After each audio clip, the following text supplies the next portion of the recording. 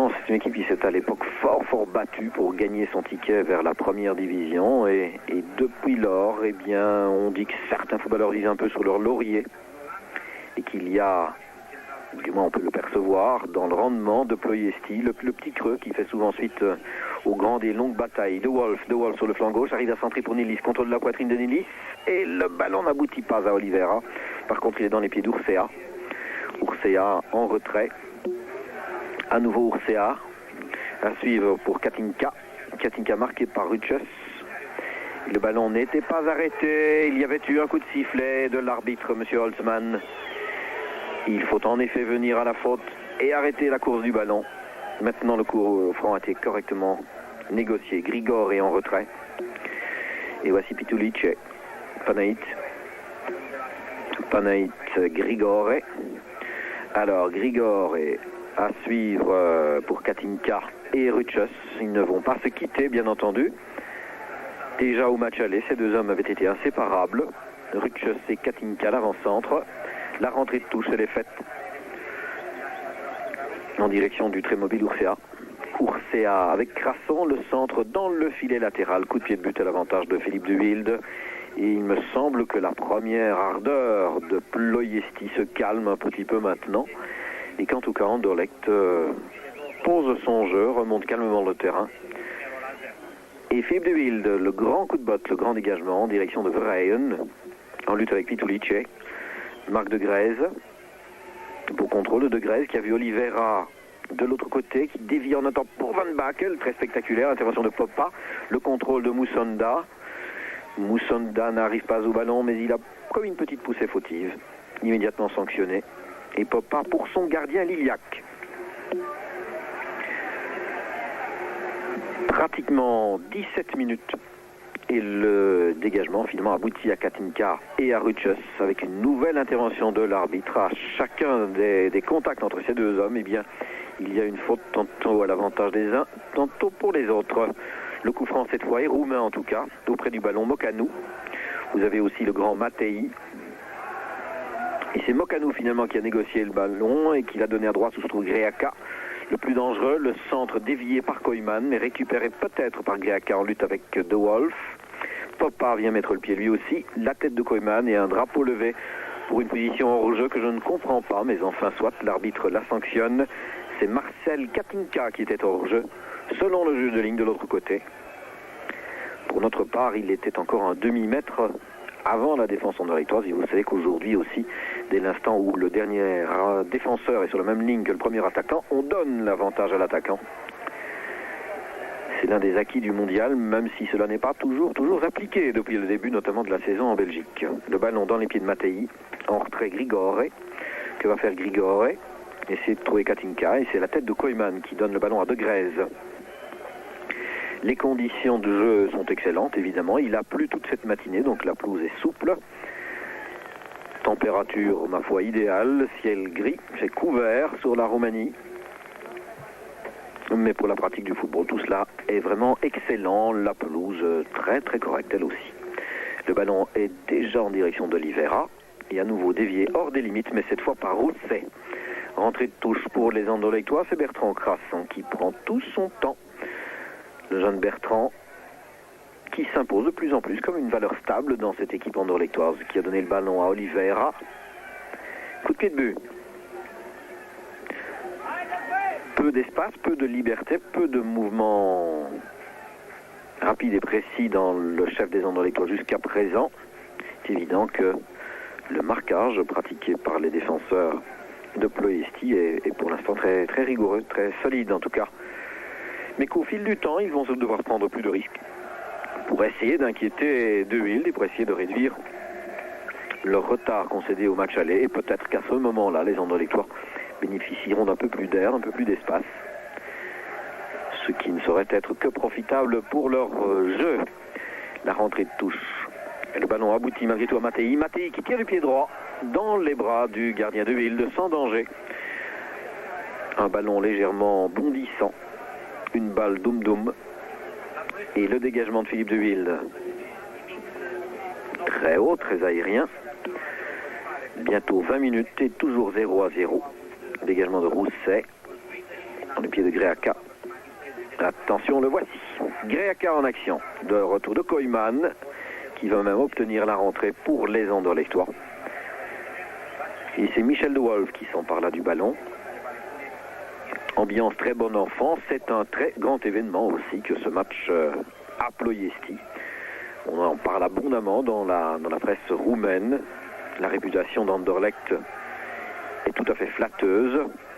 Et il est certain que toute la région se mobilise et que l'on considère que c'est un privilège, un honneur que de recevoir une équipe comme le Sporting ici à Ploiesti.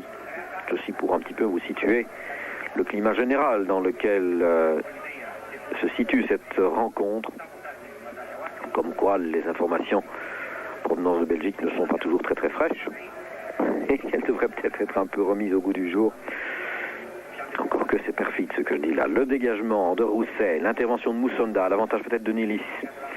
Encore que le dégagement de Pitulic aboutit à Moussonda, qui repère le ballon dans les pieds de Mokano. Plusieurs pertes de balles, mais de chaque côté. Récupération de Moussonda à l'avantage de De Grèze. Alors, sur le flanc gauche, il y a Van Bakel qui rend le ballon à De Grèze. En dépit de la bousculade, il trouve Oliveira. Le rebond, Oliveira toujours. Superbe travail technique d'Oliveira en verve. Le centre de Van Bakel peut-être pour Vreinoul. Nilis, c'est le but. Et un silence inimaginable dans le stade. Vous avez vu le centre immédiatement sur la tête de Luc Nilis. J'avais le sentiment que Vrein était peut-être encore un petit peu mieux placé. Et Luc Nilis de la Brosse a dévié ce ballon hors de portée du gardien Liliac. Je suis vraiment stupéfait. J'avais l'impression que ce ballon a été captable, déviable en tout cas, pour un gardien du talent, de la réputation de Liliac, qui est le deuxième gardien national. C'est assez fort. Mais vous avez vu un mouvement bien amené, bien fixé sur le flanc gauche, avec au départ un grand travail d'Oliveira, puis un ballon cédé à Van Bakel, le centre, deux Anderlechtois isolés, erreur de marquage assez énorme dans la défense de Ploiesti. Et finalement, eh bien, c'est Luc Nilis qui, du sommet de ses cheveux coupés en brosse, a placé le ballon hors de portée du gardien Liliac. Il ne faut pas en demander davantage. On joue depuis 22 minutes, 0-1 pour Anderlecht. Voilà un début de rencontre tout à fait satisfaisant, tout à fait heureux pour le Sporting. Mais alors, quelle ambiance dans le stade? Vous le constatez, c'est confirmé là par écrit, 0-1, un but de Nilis. Mais le stade transformé en véritable mortuaire. Quel silence, c'est comme une chape de béton qui vient de tomber ici sur Ploiesti. Et tout l'enthousiasme initial est refroidi. Très très très étonnant. Je sais bien que ça ne va jamais faire plaisir à aucune équipe locale de concéder un but, mais enfin à ce point, marquer le coup et à ce point paraître catastrophé, cela m'est rarement arrivé. C'est donc qu'ils avaient de grandes ambitions, notamment la rencontre. Le ballon est dévié par De Wolf qui concède le coup de coin de l'autre côté cette fois. Donc 0-1, un but de Luc Nilis sur un centre de Van Bakel, après un grand travail préparatoire aussi d'Oliveira qui avait fixé toute la défense de Ploiesti sur la droite. Et puis de l'autre côté, c'était remarquablement isolé et Nilis et Verheyen, et c'est finalement le Limbourgeois qui a dévié ce ballon hors de portée de Liliac. 0-1 pour Anderlecht à la 22e minute. 23e minute, pardon. Le ballon à nouveau en coup de coin. Ah, des situations comme celle-ci, on en vit rarement en Coupe d'Europe, en tout cas sur la deuxième bonne attaque anderlechtoise, un but sur lequel la responsabilité du gardien et de sa défense aussi du point de vue du marquage sont fort engagés, me semble-t-il. Pauvre Liliac. Et puis surtout, où étaient passés Grigor et Rousset? Ça, c'est la question à laquelle l'entraîneur devra répondre à la mi-temps sans doute. Alors Verheyen qui arrive à joindre Crasson. Crasson a réussi le petit pont, mais la récupération est faite par Pitulic. Donc 0-1 pour les Anderlechtois. Avantage de 3 buts au total des deux rencontres. Et les affaires du Sporting sont remarquablement bien engagées maintenant. Nilis à Oliveira. Oliveira qui prépare un slalom. Appuie sur Nilis. Donne à droite à De Grèze qui joue en soutien immédiat derrière sa ligne d'attaque. De Grèze un peu fort, mais Verheyen garde le ballon en jeu, mais l'offre malgré tout à Rousset et celui-ci à son gardien. Le dégagement, Mattei avec 2 Anderlechtois dans les pieds, c'est Crasson qui a dévié. Mais vraiment très surprenant. Cette énorme erreur défensive. Je le répète, tout le flanc gauche de la défense, les Rousset, Grigor et voire même Pitulice, me paraissait fort hors de position. Et le gardien Liliac est demeuré au sol, lobé par ce ballon. C'est vraiment dommage pour Petrolul, mais enfin nous ne sommes pas là pour défendre les intérêts et les actions du club roumain. Par contre, pour Anderlecht, voilà la meilleure manière d'engager ce match retour du premier tour de Coupe de l'UEFA. 0-1, Nilis et De Wilde qui redégagent très très loin en direction de Nilis. Finalement la tête de Pitulice et le gardien Liliac qui porte une grande responsabilité, le capitaine de Petrolul sur ce but. La tête de Crasson. Moussonda n'arrive pas au ballon, De Grèze a pu mettre le pied. Malgré tout, Greaka de l'autre côté, Greaka le technicien, l'homme le plus remuant, il a essayé de trouver Ursea et finalement Rutschus est intervenu. Le ballon demeure à l'avantage des Roumains, donc des maillots bleus, culottes bleues, bas bleus. Et que va faire Grigor? Il reçoit le ballon, bonne combinaison là. On le laissait fort libre. Et Greaka qui est de plus en plus en position d'ailier droit maintenant. Greaka avec Oliveira qui se replie. On s'est rendu compte côté Anderlechtois que Greaka devait être surveillé. Popa en retrait, Pitulice. Celui-ci à Panaït. Alors comment les Roumains vont-ils retrouver un peu de morale? Ça ne sera pas évident. Mattei qui a redonné. Et puis il faut qu'on bouge en effet. Vous avez vu le geste de Mokanu à l'adresse de ses partenaires. Montée de Grigor et tir de Grigor et sur la tête de Koyman. De Wolf qui rance là à Greaka. Alors Greaka de Wolf, avantage à l'Anderlechtois. Oliveira à suivre, bonne anticipation de Pitulice. Verheyen qui est parti, qui pousse le ballon un peu loin. On joue beaucoup des bras et Rousset obtient le coup franc. Rousset sans doute plus prompt que Verheyen, plus rapide. Lequel Verheyen l'avait écarté d'ailleurs du bras. Pitulice temporise un petit peu. N'a d'autre solution que de glisser à Mattei. Mattei vers Katinka avec une intervention à nouveau fautive de Rutschus. À chaque fois l'arbitre, monsieur Holzmann, doit intervenir dès que le ballon arrive dans les pieds du numéro 9, Marcel Katinka. Van Bakel qui a récupéré, a essayé de trouver De Grèze, Panaït. Et aussitôt qu'ils sont en possession du ballon, vous voyez que les Anderlechtois remontent très rapidement le terrain. Katinka avec Koyman, ouverture à droite sur Greaka. Greaka, le plus dangereux jusqu'à présent, ballon à suivre et c'est Rutschus qui applique la consigne et qui dégage dans le public. Les deux virages sont un petit peu moins garnis, en particulier la tribune de gauche, le virage de gauche, où il n'y a guère plus d'une bonne centaine de spectateurs.